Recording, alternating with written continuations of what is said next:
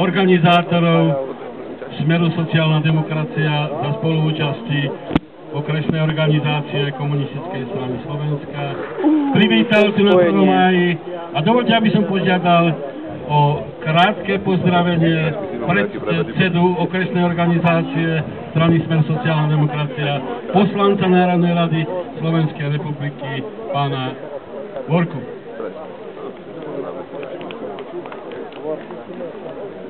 Ďakujem pekne za slovo svojmu priateľovi Jožkovi Oságovi, ktorému hneď v úvode sa chcem poďakovať za zorganizovanie tejto akcie, pretože Smer sociálna demokracia si veľmi váži a ctí sviatok 1. mája a na úvod chcem povedať toľko, že včera sa uskutočnilo a mnohí z vás možná boli aj prítomní na akcii, ktorá sa robila v meste Vrútky, kde sme stavali 1. máj a kde tejto akcie sa zúčastnili významní ústavní činitelia slovenskej vlády, premiér Robert Fico, minister vnútra Robert Kaliňák, ministerka práce pani Tomanová a poslanec Európskeho parlamentu Vladko Maňka.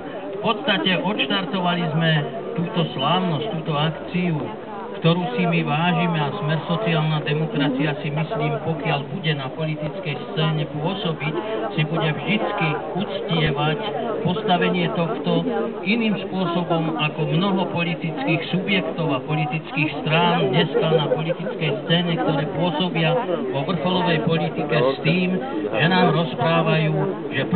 máj je voľaký si prežitok, 1. máj je voľačosi čo treba, na čo treba zabudnúť a tak ďalej, nejdem to tu rozvádzať. My si myslíme práve dačo iné.